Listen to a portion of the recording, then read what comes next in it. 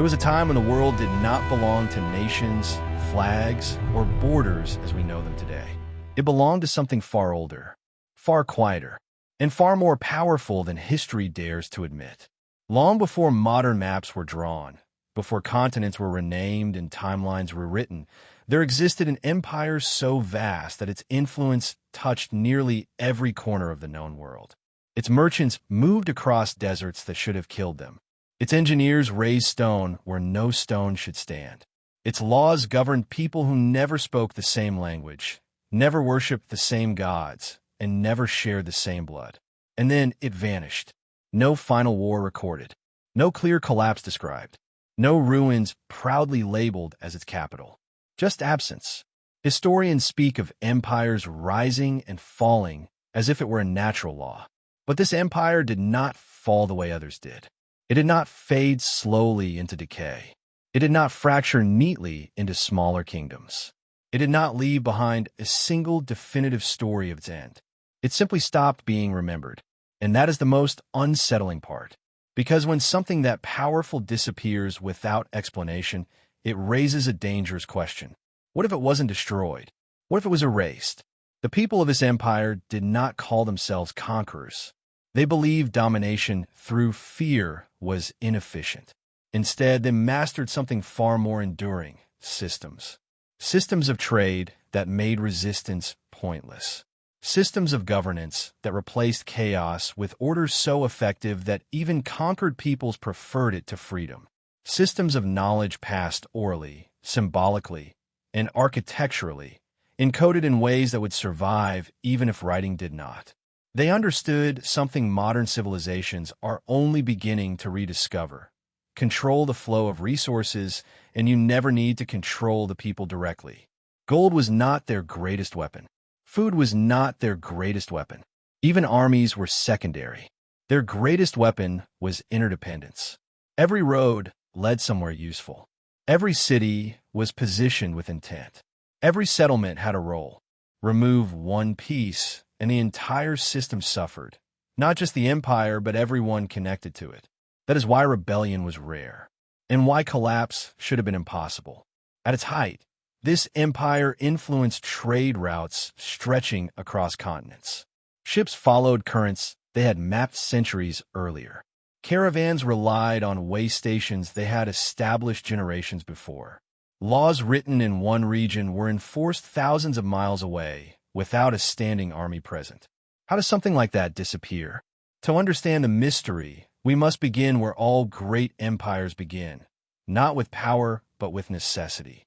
The land where this empire emerged was not gentle. It was harsh, unpredictable, and often unforgiving. Floods reshaped valleys. Droughts erased harvests. Seasons could not be trusted. Survival demanded planning beyond a single lifetime. So they planned. They learned to read the sky, to measure the earth, to predict cycles others believed were controlled by gods. Over time, prediction became authority. Authority became governance. Governance became empire. But unlike later civilizations obsessed with monuments to rulers, this empire invested in infrastructure invisible to outsiders. Their greatness was not meant to be admired. It was meant to function. Water moved where it shouldn't have. Stone was cut with precision that modern tools still struggle to explain. Cities were aligned to forces we still argue about today. Yet they left very few statues of kings. Power, to them, was not about being seen. It was about being unavoidable. Their language was efficient, modular, designed to be learned quickly by outsiders. Their laws were adaptable, allowing local customs to survive as long as they did not disrupt the larger system. Their taxation was predictable, their punishments rare but absolute. People didn't revolt because revolt made life worse. And so the empire expanded, not through endless war, but through quiet absorption. Neighboring regions didn't fall. They opted in. Over decades, then centuries, the empire became the backbone of civilization itself. To trade was to interact with it. To travel was to use its roads. To govern was to mirror its systems. Even rival powers relied on its stability, which makes the next part impossible to ignore. Because when the empire disappeared, the world did not simply change. It regressed. Trade networks collapsed almost overnight. Cities that had thrived for centuries were abandoned within a generation. Skills once common vanished. Techniques were forgotten. Knowledge fragmented into myths. And no one could explain why. Later civilizations would stumble upon ruins they could not replicate. They would inherit roads they could not maintain. They would reuse stones cut by hands far more precise than their own. And instead of asking the right questions, they told themselves comforting stories. That civilization was primitive. They must have had help from gods. It was coincidence. It's exaggerated. Anything but the truth. Because the truth is unsettling. The truth suggests that history is not a straight line of progress. That advanced systems can be lost. That knowledge can be deliberately buried. That an empire can rule the world and be made to disappear so completely that even its name becomes uncertain. Some fragments remain. Odd alignments. Unexplained maps. Shared myths across cultures that never should have met. Whispers of a time when the world was more connected than we are willing to admit. And as we move deeper into this story, one question will grow louder than all the others. If this empire was erased once, who did it and why? What survives of the empire does not announce itself clearly. It does not stand neatly labeled in textbooks or museums. Instead, it hides in patterns that only become visible when you stop looking at civilizations as isolated events and begin seeing them as echoes of something older. Across continents that should have developed independently, the same measurements appear, the same ratios, the same methods of planning cities, dividing land, and organizing labor. Stone blocks weighing tens of tons cut to tolerances so precise that even a blade cannot slide between them. Roads that follow gradients optimized for transport long before calculus existed. Drainage systems that still function thousands of years later. These are not coincidences. They are signatures. The empire did not rely on writing the way later civilizations did. Writing can be burned. Libraries can be destroyed.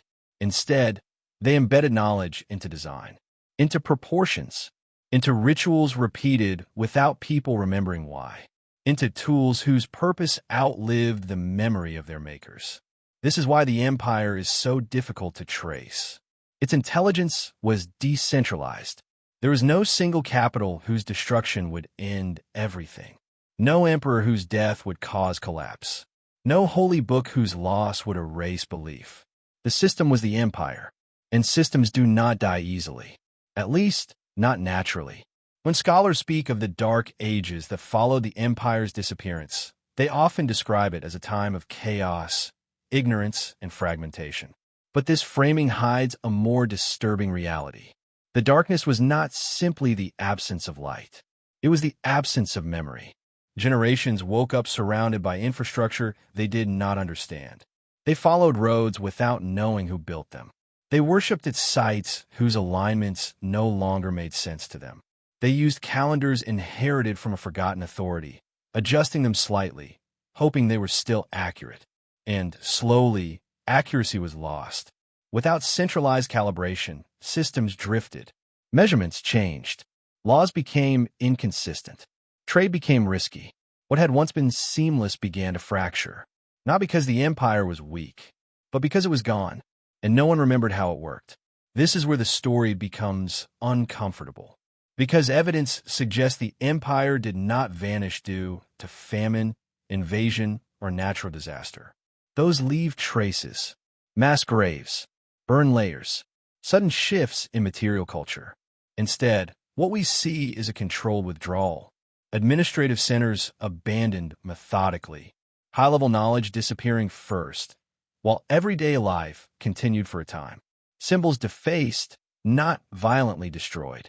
Records altered, reinterpreted, or quietly repurposed, as if someone didn't want future generations to ask the wrong questions, or perhaps the right ones. In some regions, the transition appears almost peaceful.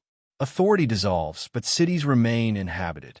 In others, chaos follows, but only after a delay. A generation or two later, when maintenance fails, when supply chains break, when no one remembers why something was built the way it was. This delayed collapse is crucial. It means the empire did not fall in panic. It ended by design. One theory suggests internal fragmentation, not through war, but philosophy. The empire may have reached a level of complexity that required absolute coordination to sustain. Any ideological split at the highest level could have been catastrophic. Another theory is even more unsettling. What if the empire chose to disappear? What if its leaders understood that permanence invites stagnation and danger? An empire that rules the world becomes a target not just for enemies, but for history itself. It becomes something future powers will seek to imitate, control, or exploit. By erasing itself, the empire may have denied future tyrants a blueprint.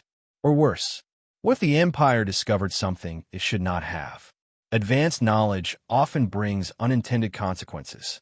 Mastery of engineering leads to mastery of energy. Mastery of energy leads to mastery of forces that reshape environments and societies.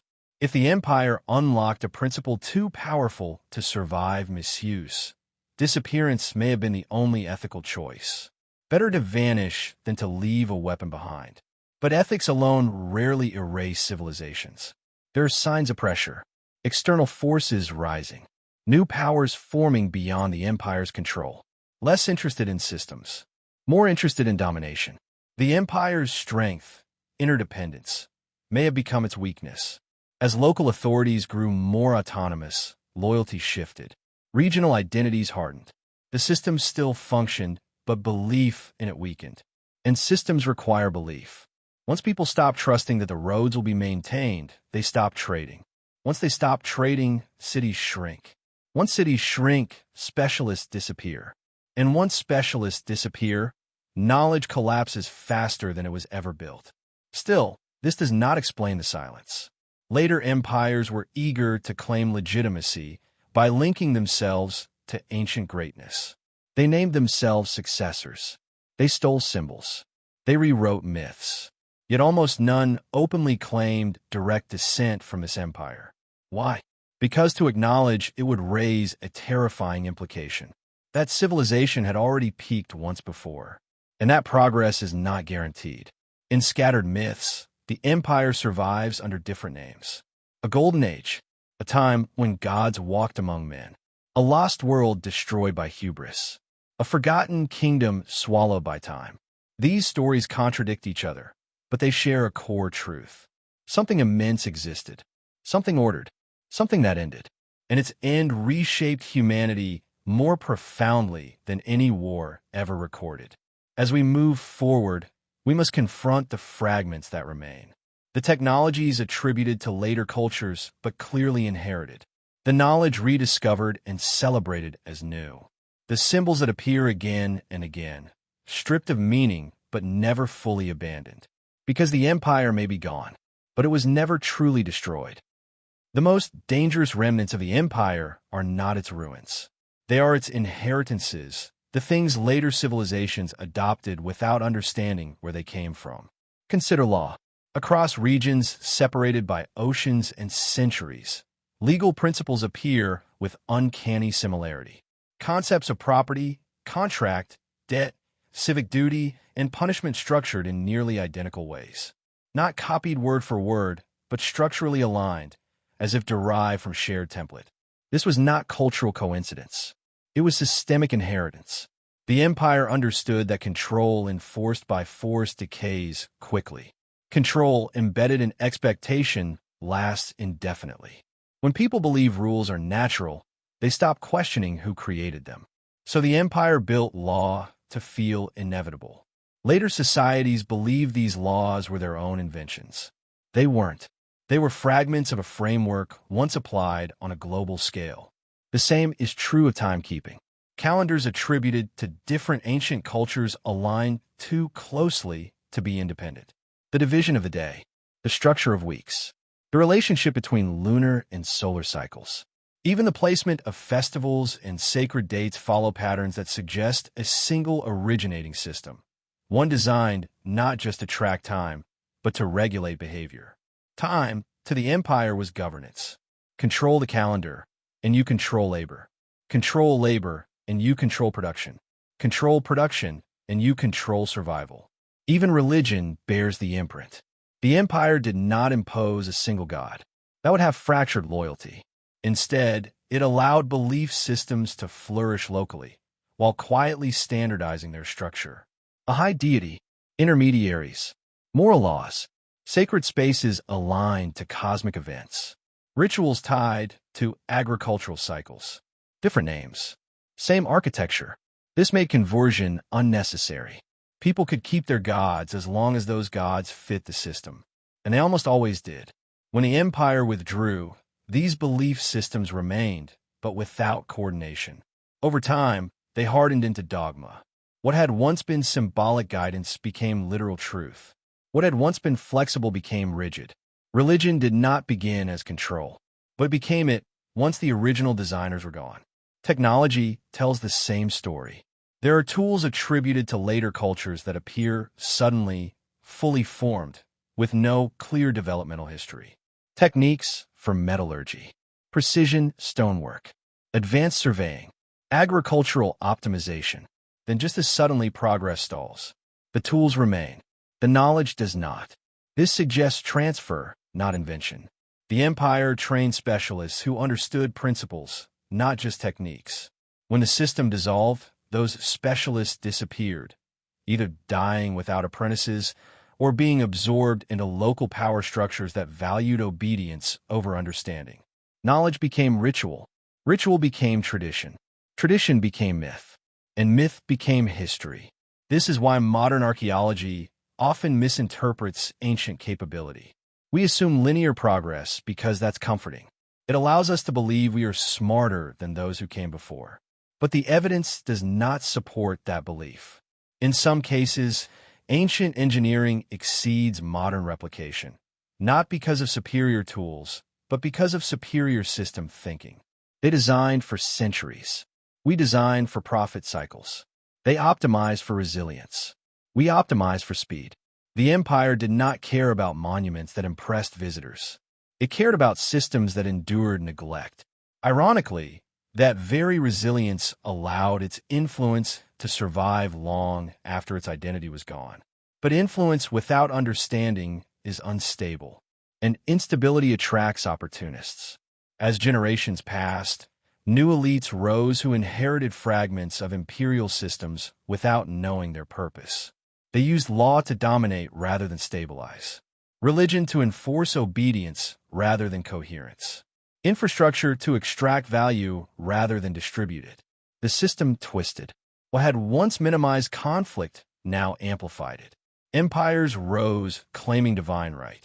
Kings crowned themselves successors. Conquerors draped themselves in symbols stolen from ruins they could not explain. Yet none could recreate the original system, because it required something rare: restraint. The empire ruled the world, but did not seek constant expansion. It understood limits: ecological, social, logistical. It knew that endless growth leads to collapse. Later powers did not share that wisdom. They saw dominance and assumed exploitation was the goal. It wasn't.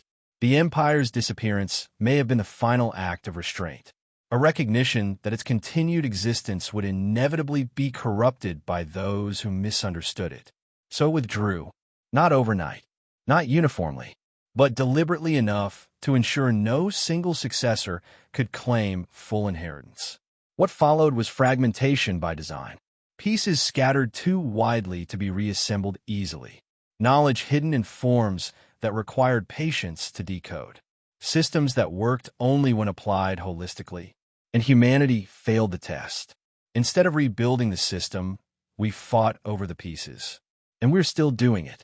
Even today, global civilization mirrors the empire's structure imperfectly.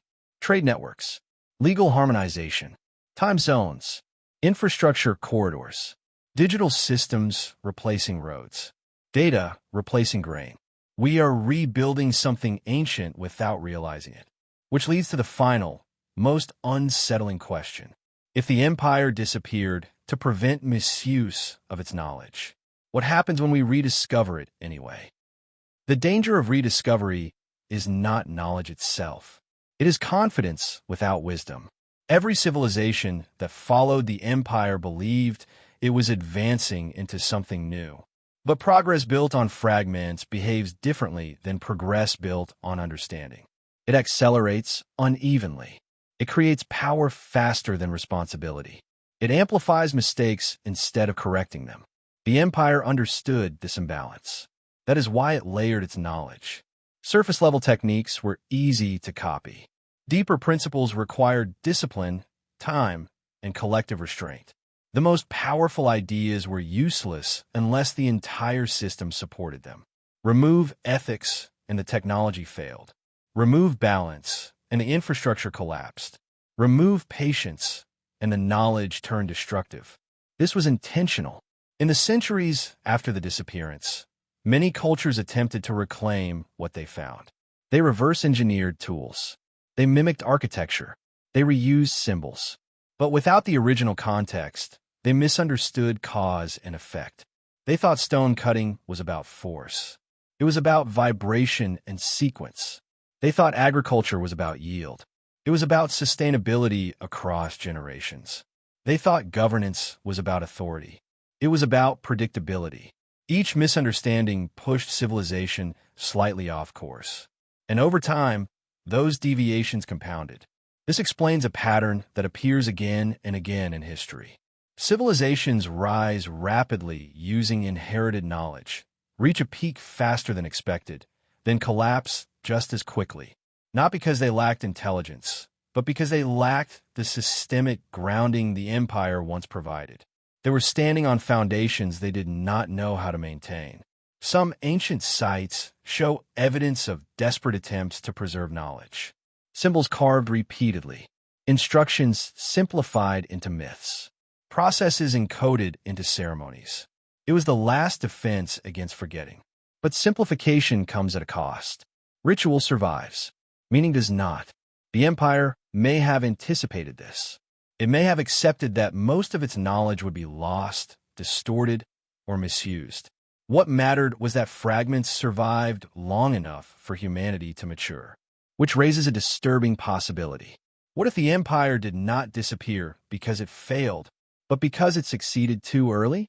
An advanced global system emerging before humanity was psychologically ready to handle it responsibly would have been catastrophic. Power without maturity always is. So the empire ended itself, not as a retreat, but as a pause, a reset. History, then, is not a story of ascent from ignorance. It is a recovery process, a slow, uneven climb back towards something once achieved and intentionally relinquished. If this is true, then the signs of rediscovery we see today are not progress.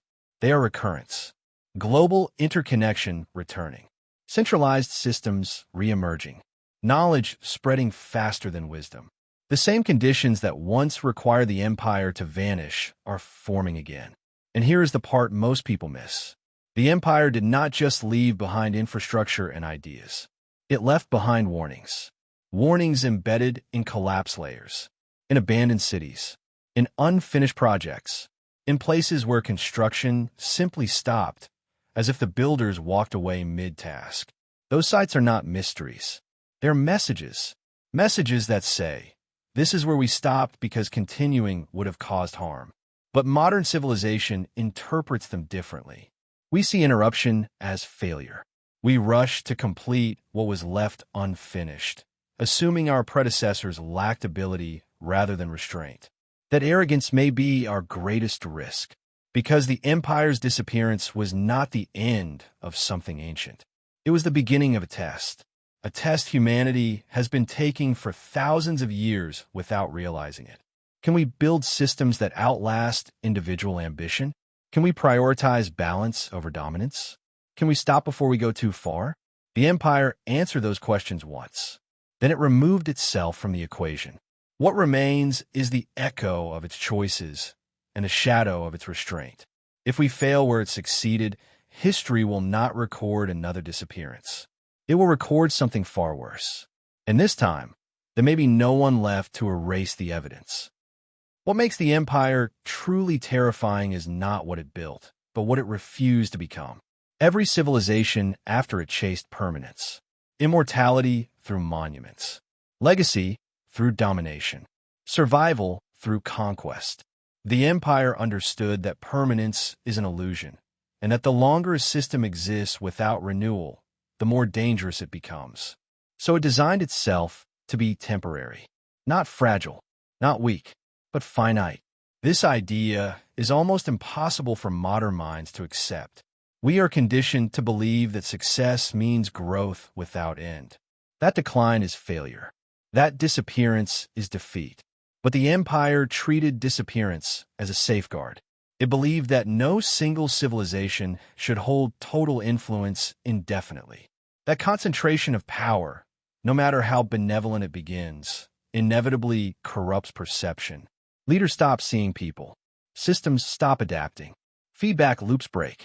At that point, even the most advanced society becomes a threat to the world it governs. So the empire built an expiration into itself. Not a timer, a condition. As long as its core principles were upheld, balance, restraint, system-wide responsibility, it would continue.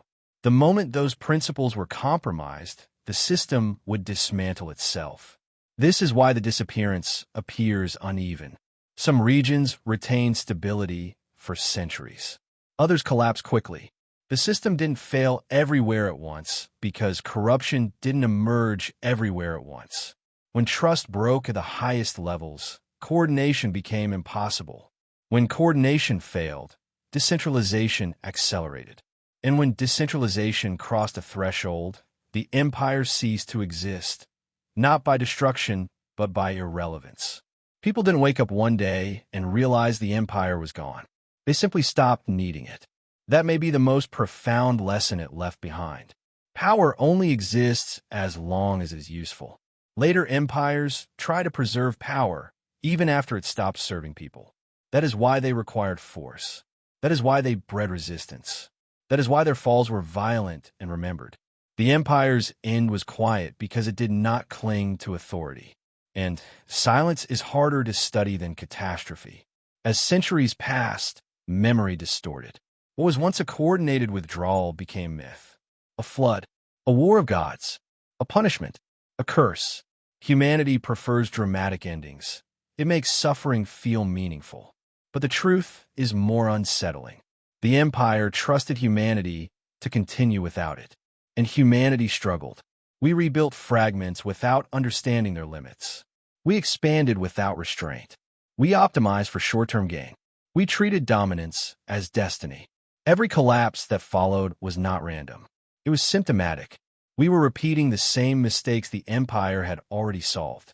Today, the pattern is unmistakable. Global systems spanning the planet. Supply chains so complex, no single person understands them fully. Technologies advancing faster than ethical frameworks. Power concentrated in fewer hands than ever before. We tell ourselves this time is different. Every civilization does. But difference is not immunity. The empire once faced a similar moment. A point where capability outpaced collective wisdom. Where continuation without pause would have caused irreversible harm. And it chose to stop. Not because it had to, but because it could. That choice may be the most advanced achievement in human history. And it is one we have never successfully repeated. If the empire were remembered accurately, it would not be celebrated. It would be feared, because it proves that the highest form of power is not control, but the willingness to relinquish it. That idea threatens every system built on accumulation, which may explain why its story was allowed to fade. Not erased by accident, but inconvenient by design. Because an empire that ruled the world and chose to disappear challenges the foundation of modern ambition.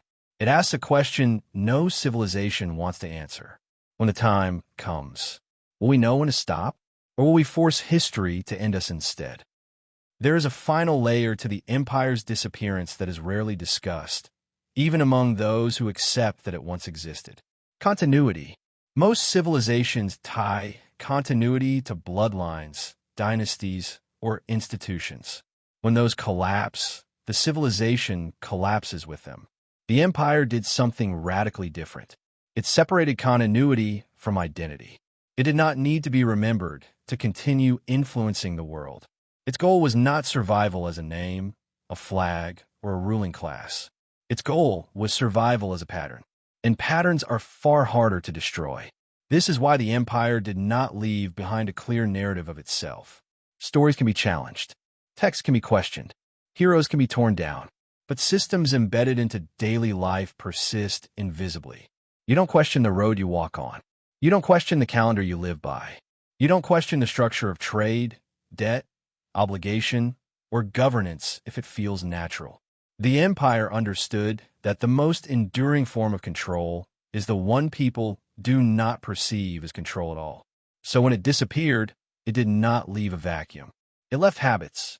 Humanity continued behaving as if the empire were still there, organizing time, movement, labor, and authority according to inherited logic. Even as local rulers rose and fell, the deeper structure remained intact. This is why the world did not descend into total chaos after the disappearance. Fragmentation occurred, yes, but within familiar boundaries. People still understood order, even if they no longer knew its origin. This continuity masked the loss. It took centuries for the consequences to surface. Only when the inherited systems were stretched beyond their intended limits did cracks appear. Overpopulation, environmental degradation, cycles of expansion and collapse accelerating instead of stabilizing. Feedback loops breaking down. These are not modern problems. They are ancient warnings resurfacing. The empire's system was never designed for endless growth. It was designed for equilibrium. When later civilizations pursued infinite expansion within a finite framework, instability was inevitable. And now, we are approaching the same threshold again. The difference is scale. The empire governed a connected world. We govern a fully integrated one. There's no longer anywhere to retreat. No forgotten frontier. No external system to absorb collapse. When global systems fail now, they fail everywhere, which makes the empire's final lesson more relevant than ever. The purpose of civilization is not domination. It is continuity without destruction. The empire achieved that once, then stepped aside. We inherited the result, misunderstood the reason, and repeated the mistakes. Its disappearance was not the end of an age. It was a warning encoded in silence. And silence, unlike catastrophe, gives no second chances. Because when the next disappearance comes, it will not be forgotten. It will be final. The silence left by the empire was not empty. It was deliberate space. Space for humanity to choose differently. Every generation since has unknowingly been responding to that silence. Some try to fill it with conquest, others with faith, others with innovation so rapid it blurred into chaos. But none truly listened to what the absence was saying. Because the empire's greatest achievement was not unification. It was self-awareness. It recognized a truth most civilizations never reach, that intelligence without humility is indistinguishable from destruction. That mastery over nature, time, and people does not grant moral authority to reshape everything without consequence. So it stepped back before it crossed a line it could not uncross. That decision required a level of collective maturity that modern societies still struggle to imagine. It meant sacrificing prestige, continuity of power, and even historical recognition for the sake of preventing irreversible harm. No statues commemorate that choice. No epics celebrate restraint. History rewards domination, not discretion, which is why the empire's story had to dissolve. Because if humanity remembered a civilization that ruled the world and chose to disappear voluntarily, it would expose how immature our ambitions still are. It would force comparison, and comparison would be uncomfortable. Today we stand at a familiar crossroads, though we believe it is new. Technologies capable of reshaping life itself. Systems so interconnected that a single failure can cascade globally. Power concentrated behind abstractions few understand and fewer can challenge. We call this progress. The empire would have called it danger. Not because advancement is wrong, but because acceleration without reflection leads to outcomes no system can contain. The empire learned that lesson the hard way, long before modern science gave it names. It observed feedback loops before they were graphed. It recognized thresholds before they were measured. It saw that beyond certain points, recovery becomes impossible. And so it chose withdrawal over collapse. That choice echoes still. Every unexplained abandonment, every unfinished structure, every sudden regression in capability. They are not mysteries waiting to be solved. They are boundaries that were respected. Modern civilization prides itself on crossing boundaries. We see limits as challenges, not safeguards. When we encounter a barrier, we assume it exists to be overcome, not to be heeded. That assumption may be our fatal inheritance. Because the empire did not disappear to be rediscovered. It disappeared to be understood. And understanding requires something we have historically lacked, the ability to stop advancing long enough to ask whether we should. The empire left no commandment, no prophecy, no instruction manual for the future. That would have undermined the very lesson it sought to teach. Instead, it left us with ourselves, our choices, our patterns, our willingness or refusal to learn from silence. If history feels like it is accelerating, it is because we are approaching the same decision point again, only this time with far less margin for error. The empire stepped away when the world could still heal. We may not have that luxury, and if we fail to recognize the moment when restraint is required, there will be no quiet disappearance. There will be no myth, only consequences too large to erase. The tragedy is not that the empire disappeared. The tragedy is that we never asked why. We inherited a world shaped by something we do not remember, built on decisions made by minds we no longer understand. And instead of questioning the foundations beneath us, we assumed they were natural, permanent, ours. That assumption is the empire's final test. Because when you forget that systems are designed, you stop believing they can be redesigned. You mistake momentum for destiny. You confuse inevitability with truth. The empire did not. It knew that every structure, political, technological, cultural, exists only by continued consent and continued balance. The moment a system begins to justify its own existence rather than serve the people within it, it becomes dangerous. So it refused to justify itself. It stepped away before it had to defend its power with force, before it had to silence dissent, before it had to choose between control and conscience. That choice is what separates the empire from every civilization that followed. Others fell because they could not let go. The empire vanished because it could. And that difference changes everything. When modern scholars search for the empire, they search for evidence of collapse, violence, catastrophe, external threat. They look for something familiar because familiarity feels safe. But the empire's end was unfamiliar. It was intentional, which means the most important evidence is not what was destroyed, but what was deliberately left intact. Roads that still function, calendars that still guide us, legal frameworks that still shape behavior, economic assumptions that still govern value. We live inside the empire's afterimage, and that is why its disappearance matters now more than ever. Because we are rebuilding something enormous without acknowledging its original warning. We are restoring global interdependence without restoring restraint. We are accelerating capability without deepening wisdom. We believe we are inventing the future.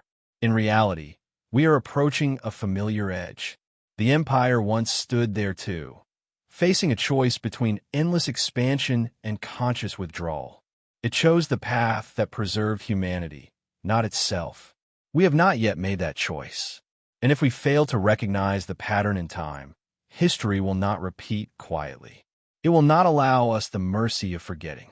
The empire disappeared so the world could continue.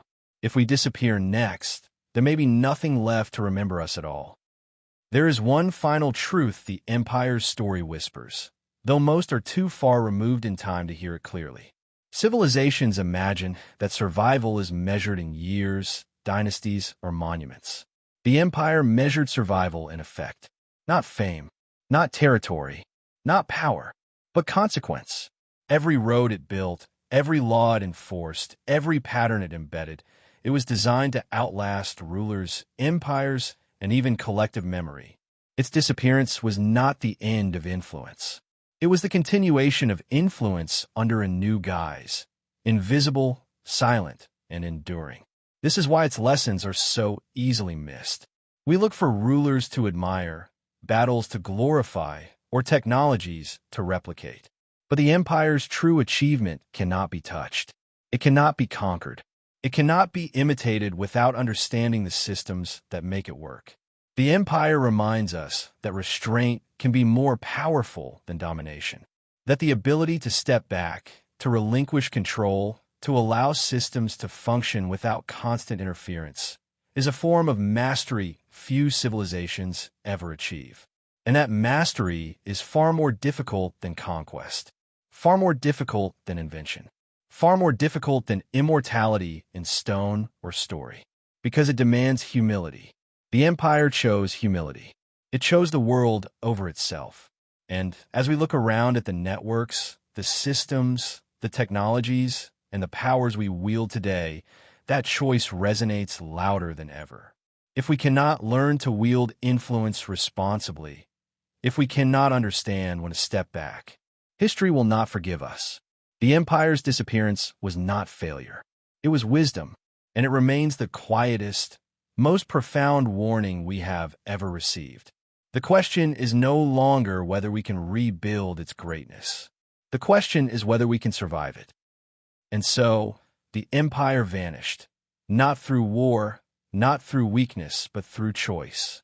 Its legacy is all around us, hidden in systems we take for granted, in knowledge we barely understand, in patterns we fail to see. The question isn't what it built, it's whether we will learn from it. If you want to uncover more forgotten secrets of civilizations that shaped our world, subscribe now and hit the bell, because history doesn't wait, and neither should you.